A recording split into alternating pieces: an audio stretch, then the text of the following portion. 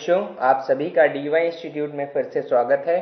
और आज के इस वीडियो में हम आप सभी को क्लास 9th हिंदी काव्य खंड का जो आपका लास्ट चैप्टर बचा हुआ है, जिसका नाम है बच्चे काम पर जा रहे हैं, आज हम आप सभी को वो चैप्टर पढ़ाएंगे। हमेशा की तरह सबसे पहले हम आपको इस पाठ के कवि जो कि राजेश जोशी जी हैं, उनके जीवन के बारे में कुछ बताएंगे। चलिए स्टार्ट करते हैं। जो आपके राजेश जोशी जी थे, राजेश जोशी जी का जन्म मध्य प्रदेश के नरसिंहगढ़ में सन 1946 में हुआ था। प्रारंभिक शिक्षा इन्होंने नरसिंहगढ़ जिले से प्राप्त की। पढ़ाई पूरी करने के बाद इन्होंने पत्रकारिता की ओर अपने कदम बढ़ाए। इन्होंने कुछ वर्षों तक अध्यापक के रूप में भी कार्य किया। इनकी कविताओं के अनुवाद अनेक भारतीय भाषाओं के साथ साथ अंग्रेजी, रूसी और जर्मन भाषा में भी प्रकाशित हो चुकी हैं। इन्हें साहित्यिक अकादमी पुरस्कार से भी सम्मानित किया गया। राजेश जोशी जी की प्रमुख रचनाएं एक दिन बोलेंगे पेड़, मिट्टी का चेहरा, नेपथ्य में हंसी, दो पंक्तियों के बीच उनकी प्रमुख काव्य संग्रह हैं। इसके अतिरिक्त उन्होंने भूमि का कल्पतरु यह भी के नाम से भी भर्तृहरि की कविताओं की अनुरचना की और मायाकोव्स्की की कविता का पतलून पहिना बादल नाम से अनुवाद किया। और इनकी साहित्यिक विशेषताएं, राजेश जोशी ने अपनी रचनाओं में समाज का गहनता से चित्रण किया है। इनकी भाषा शैली, जो आपके राजेश जोशी जी थे, उन्होंने अपनी रचनाओं की भाषा में स्थानीय बोलचाल की भाषा और बोलियों को अपनाया है। उनके द्वारा प्रयुक्त प्रत्येक शब्द अपनी सार्थकता और भावाभिव्यक्ति को प्रकट करने में सक्षम है। बच्चों, मैं उम्मीद करता हूं कि आपको राजेश जोशी जी के जीवन के बारे में पता चल गया होगा। अब चलिए हम लोग आज का हमारा ये जो पाठ है, बच्चे काम पर जा रहे हैं, इसको स्टार्ट करते हैं।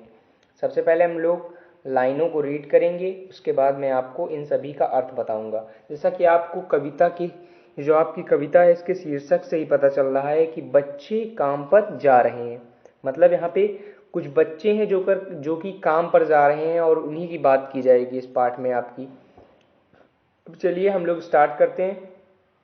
सबसे पहले आपकी ये जो स्टार्टिंग की लाइन्स गिवन है, मैं आपको इनका अर्थ बताऊंगा और उसके साथ फिर आगे बढ़ेंगे। चलिए स्टार्ट करते हैं, रीड करेंगे। पहले यहाँ पे कहा गया है, कोहरे से ढकी सड़क पर बच्चे काम पर जा रहे हैं, सुबह सुबह बच्चे काम पर जा रहे हैं। यहाँ पे क्या कहा जा रहा है? यहाँ पे कहा गया है कोहरे कहा गया ना। कोहरे मतलब कि आपका जो जाड़े के ठिठुरन भरे दिनों में जबकि सड़क कोहरे से ढकी हुई है, कवि कहते हैं कि जाड़े के ठिठुरन भरे दिनों में जबकि सड़क कोहरे से ढकी हुई है, सुबह सवेरे ही बच्चे काम पर जा रहे हैं, बच्चे काम करने के लिए जा रहे हैं।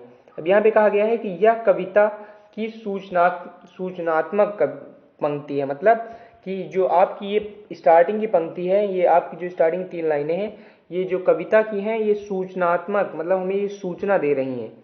आगे बढ़ते हैं। यहाँ पे कहा गया है कि राजेश जोशी जी जो है आगे कहते हैं कि हमारे समय, आगे रीड करते हैं। पहले ये जो आपकी चौथी, पांचवी और छठवीं लाइन, इसे रीड करेंगे। यहाँ पे कहा गया है, हमारे समय की सबसे भयानक पंक्ति है यह भयानक है, इसे विवरण की तरह लिखा जाना चाहिए। इसे सवाल की तरह काम पर क्यों जा रहे हैं बच्चे, इसे सवाल की तरह काम पर क्यों जा रहे हैं बच्चे।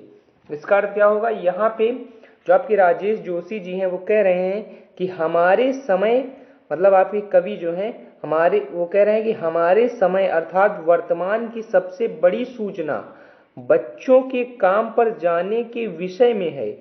वह समाज को आगाह करते हुए कहते हैं कि बच्चे जिनका बचपन उमंग, स्वास्थ्य, शैक्षिक परिवेश तथा चिंताहीन तरीकों से गुजरना चाहिए, उनका काम पर जाना हमारे समय का सबसे अधिक भयानक सत्य है। हमारे समय का सबसे अधिक भयानक सत्य है। अब आगे रीड करेंगे। यहाँ पे क्या कहा गया है? यहाँ पे कहा गया है हमारा ये लाइन देखेंगे आप लोग, करते हैं। यहाँ पे कहा गया है कि काम पर क्यों जा रहे हैं बच्चे, काम पर क्यों जा रहे हैं बच्चे। इसका अर्थ क्या होगा, यहाँ पे कवि जो है वो कहते हैं कि आखिर क्यों वे काम की तलाश में जा रहे हैं। इस प्रश्न को सामने लाकर कवि एक प्रकार से समाज के सामने एक अनुचित चुनौती रख देता है, अनुचित चुनौती रख देता है, क्योंकि शायद सामाजिक व्यवस्था ही वह मूलभूत कारण है जिसके विसंगति के सारे कारणों को जन्म दिया है। कवि कहते हैं कि इस बात को हमारा समय विवरण की तरह न ले, सवाल की तरह ले, और सोचे कि वे बच्चे जो शायद आने वाले समय अर्थात भविष्य के सुंदर समाज की आधारशिला हो, किन कारणों की वजह से सुबह सुबह काम पर जा रहे हैं। यहाँ भी कवि कहते हैं कि आखिर बच्चे क्यों सुबह सुबह काम पर जा रहे हैं। ये जो कवि हैं उनके समय का एक बहुत बड़ा सवाल है जो कवि पूछ रहे हैं। अब चलिए आगे बढ़ते हैं। अब हम लोग जो आपकी ये लाइनें गिवन है 5-6 लाइनें, आप पहले इनका अर्थ देखेंगे। सबसे पहले रीड करेंगे।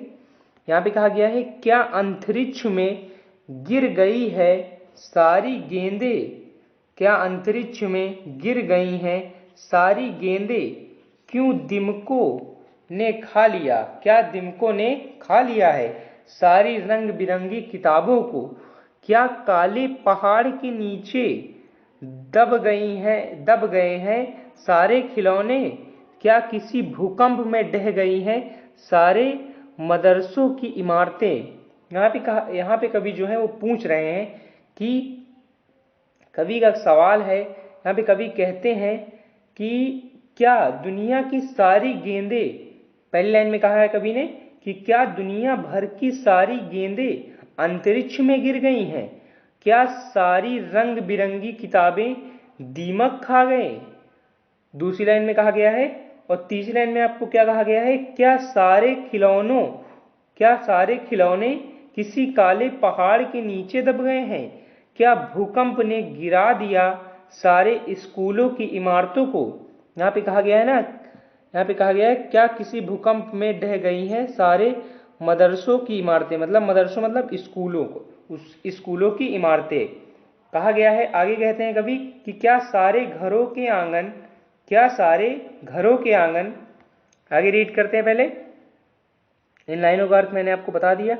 अब यहाँ पे इन दोनों लाइन को रीड करते हैं। यहाँ पे कहा गया है, क्या सारे मैदान, सारे बगीचे और घरों के आंगन खत्म हो गए हैं एकाएक। यहाँ पे कवि कहते हैं, क्या सारे घरों के आंगन, बगीचे और खेल के मैदान एकाएक, मतलब एक एक इस दुनिया से लापता हो गए। कवि यहाँ पे पूछ रहे हैं कि यहाँ पे आगे जो आपकी स्टार्टिंग की लाइन थी उनमें बताया गया था कि बच्चे काम पर जा रहे हैं, तो इसलिए कवि सवाल करते हैं कि आखिर बच्चे क्यों काम पर जा रहे हैं, क्या ये सब चीज़ें जो हैं आपकी खत्म हो गई हैं, जिन चीज़ों के बारे में कवि ने इन पंक्तियों में आपको बताया है। उसके बाद कवि जो है उस समाज से पूछते हैं कि ऐसा क्या हुआ है कि जो बच्चे स्कूलों में, घरों में, खेल के मैदानों में दिखाई पड़ने चाहिए, जिनके हाथों में किताबें, गेंदें और खिलौने होने चाहिए, उनके हाथों में काम पकड़ा दिया गया है और वे जाड़े की सर्दी में ठिठुरते हुए काम पर जाते हुए सड़क पर दिखाई देते हैं। बच्चों, मैं उम्मीद करता हूं कि आपको इन पंक्तियों का अर्थ समझ आ गया होगा। अब चलिए हम लोग आपकी जो लास्ट पंक्तियां हैं इनको रीड करेंगे। आपकी ये कविता बहुत ही आसान है, आप इसको ध्यानपूर्वक देखिए, आपको हर लाइन का अर्थ बहुत आसानी से समझ आएगा। चलिए देखते हैं। जो आपकी ये लास्ट पंक्तियां हैं इनमें कहा गया है, तो फिर बचा ही क्या है इस दुनिया में, कितना भयानक होता है अगर ऐसा होता, भयानक है लेकिन इससे भी ज्यादा यह की है सारी चीजें हस्त मामूल, सारी चीजें हस्त मामूल। यहाँ पे कवि कहते हैं, यहाँ पे कवि कह रहे हैं कि जिस समाज, मतलब समाज की जिस व्यवस्था ने बचपन को ही मार दिया हो, तो उसके पास बचा ही क्या। यहाँ पे कहा गया है, तो फिर बचा ही क्या है इस दुनिया में, कितना भयानक होता है अगर ऐसा होता। यहाँ पे कवि कह रहे हैं कि लेकिन वास्तव स्थिति यह नहीं है, मतलब वास्तव में यह स्थिति नहीं है। वहां पे कवि ने कहा है वह कि दुख इस बात का है कि दुनिया भर की सारी चीजें वैसे ही पड़ी हुई हैं, सुरक्षित हैं, लेकिन उन्हें अर्थात उन बच्चों को जिन्हें इन चीजों की जरूरत है नहीं मिल सकती। क्यों?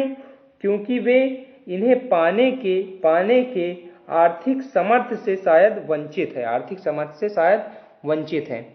अब आगे देखते हैं, यहाँ पे इन लास्ट लाइनों में क्या कहा गया है। यहाँ पे कहा गया है पर दुनिया की हजारों सड़कों से गुजरते हुए बच्चे, बहुत छोटे छोटे बच्चे काम पर जा रहे हैं। यहाँ पे कहा गया है, कवि जो है वो कह रहे हैं कि और यही कारण है कि सब कुछ रहने के बावजूद हजारों सड़कों पर बहुत छोटे छोटे बच्चे काम पर जा रहे हैं, जैसे दुनिया ने रोटी और रुपए की तलाश में श्रम करना ही उनकी नियति बना दी हो।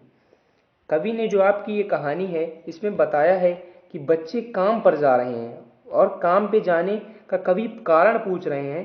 कारण पूछने के साथ साथ उन्होंने बताया कि अगर ये सारी चीज़ें हैं, इन चीज़ों के बारे में जैसे आपकी इन पंक्तियों में पूछा था कवि ने कि अगर ये सब चीज़ें नहीं हैं, तो उसके बाद कवि बताते हैं कि ये सब चीज़ें होने के बावजूद, वास्तव में ये सब चीज़ें होने के बावजूद भी बच्चे अगर उनके खेल खिलौने, स्कूल, ये सब उनके पास हैं, फिर भी बच्चे अगर काम पर जा रहे हैं, तो उससे कवि बहुत निराश हैं। और इस कविता में जो आपकी ये कविता है बच्चे काम पर जा रहे हैं, इसमें कवि ने इन सवालों को किया है, जो कि आपने देखा, मैंने आपको इस कविता की हर एक लाइन का अर्थ समझा दिया है। अगर बच्चों अभी भी आपको इस कविता में किसी भी लाइन में कोई भी परेशानी हो तो आप हमें कमेंट करिए।